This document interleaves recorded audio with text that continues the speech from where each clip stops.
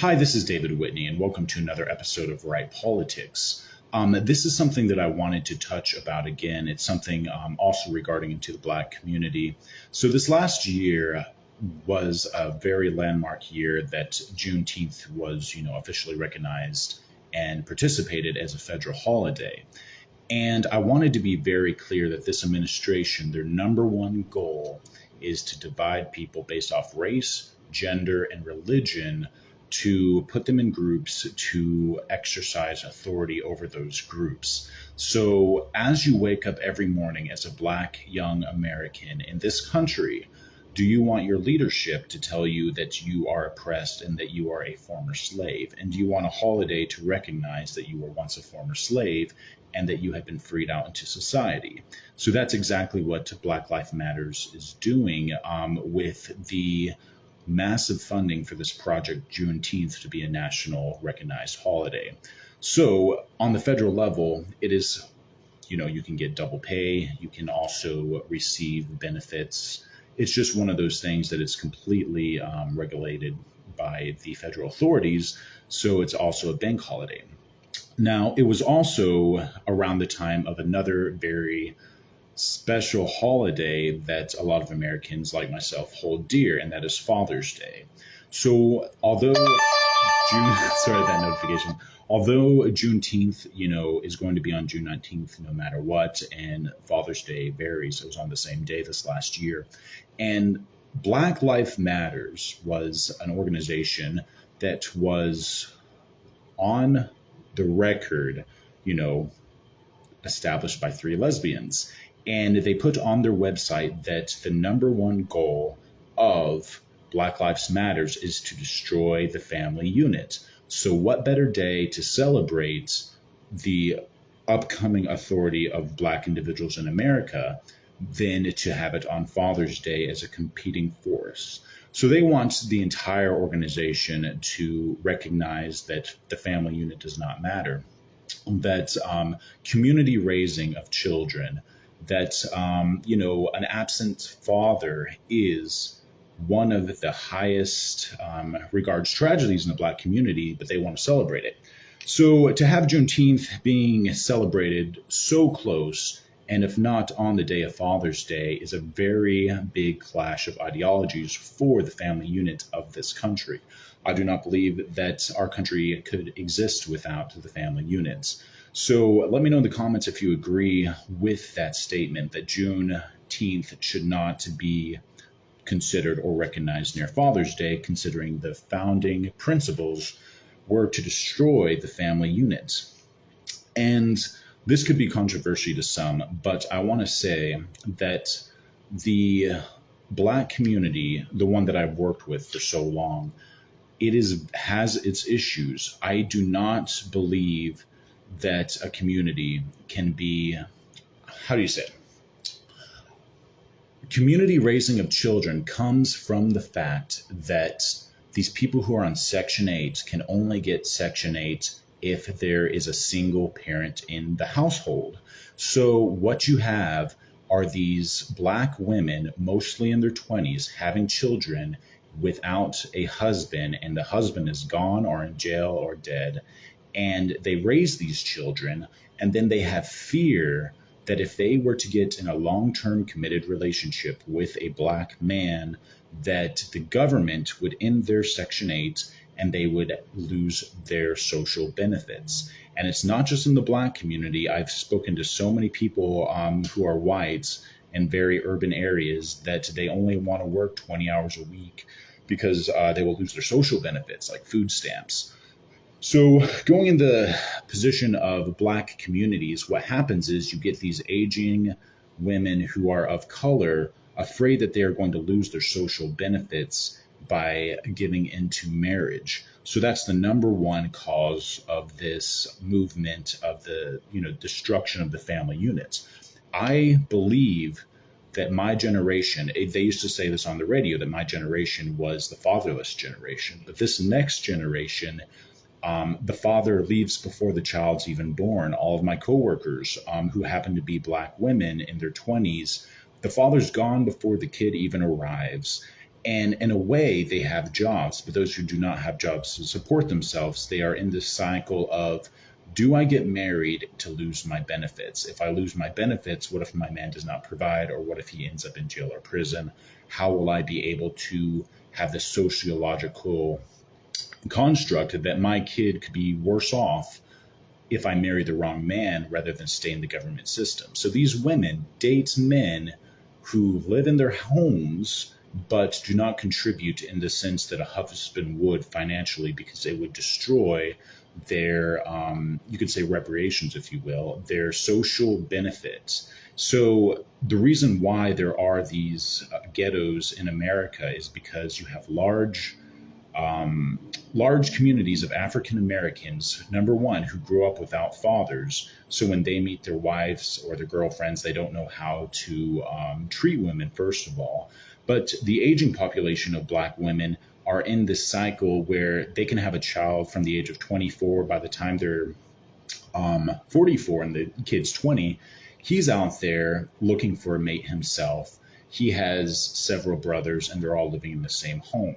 So another reason, and I talk to many people in the Black community, that this is an issue, and it's an issue of government dependence. If you were to give someone a Section 8 house that would not lose their benefits if they decide to get married, it would solve the fatherless generation issue where the men leave, and it's because it's a cultural thing. You will not have 3 lesbians starting Black Lives Matters because they hate men, because the men leave before the child is born. They're going to actually know what it's like to have a father in the home and the structure. I do believe in Black education. My previous video was saying that there should not be segregated Black education, but I do believe that every American has the right to an education, and every American should prosper in that education to change the stars and actually manifest their own destiny in America. And I say that a Black kid growing up in the ghetto has the exact same chance as a white kid in the trailer park. There's absolutely no difference. Everyone is equal under the law. The only problem is enforcing that law.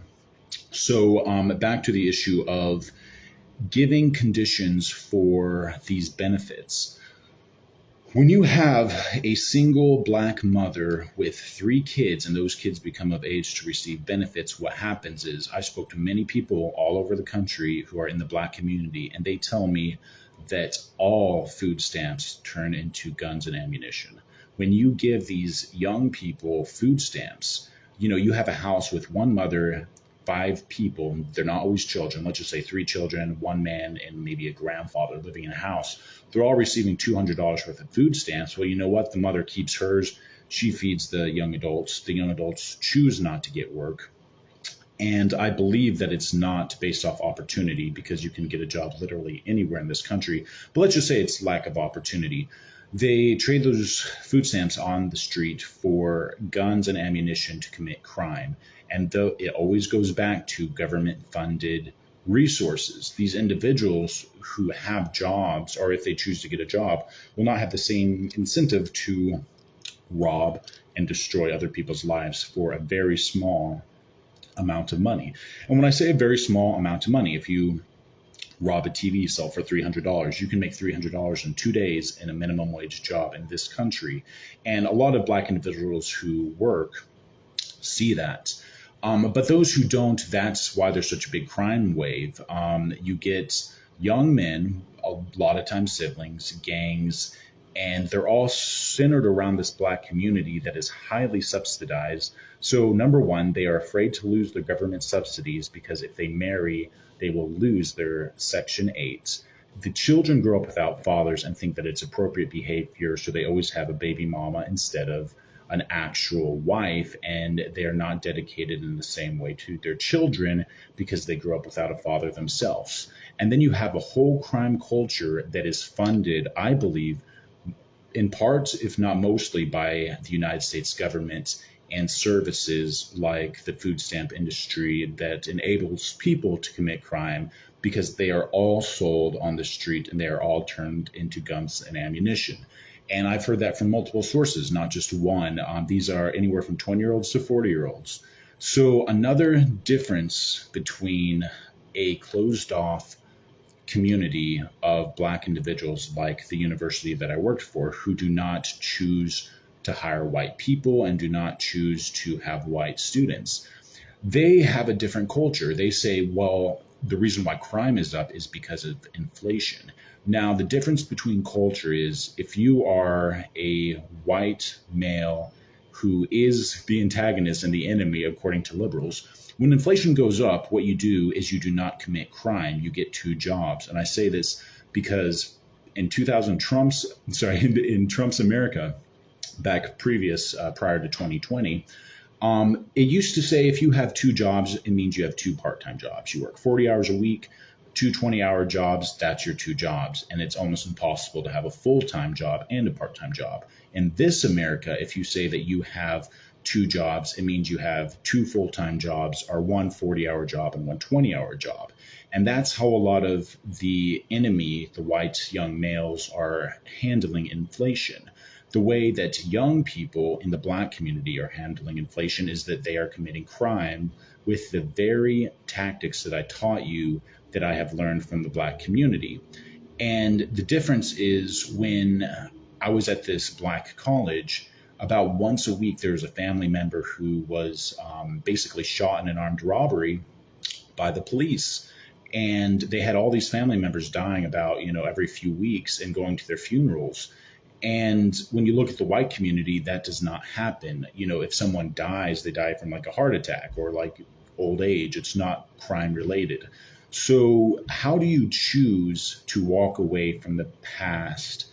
And the past is something that this administration is continuously motivating and arming itself to make Black individuals more dependent on the government. And if that is their tactic so that they can win their vote and saying, we're going to give you more money to stay at home and not work and be in this cycle of, handouts, these young men, I'm talking about men who are like 8 or 9 years old today, by the time they come of age, it's going to be a lifestyle. And it's going to be something that they don't necessarily choose, but it's because they are taught. And God knows if you're a Black woman in the community, that you might very well go down the same path. So I do believe in Black education, but I believe in competition. And there were so many scholars that say that if you put a Black student, because of, how would you say, a Black student would be more of a star athlete and more of a star mathematician, if you will, if you put him in Harvard, and there's not